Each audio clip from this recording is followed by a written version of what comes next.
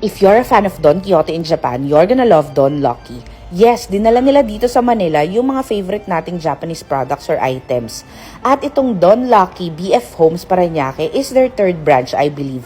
Kasi meron din sila sa Makati and meron sa Quezon City.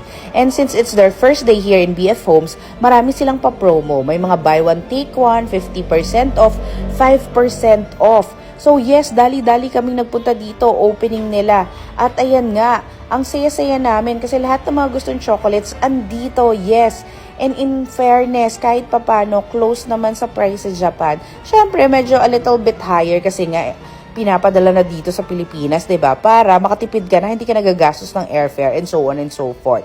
So ito yung isa sa dinayo namin dito, yung Ichiran noodles. Ang saya-saya at nagre-request pa kami kina Madam na hopefully magkaroon ng mga pouches para mas masaya, 'di ba?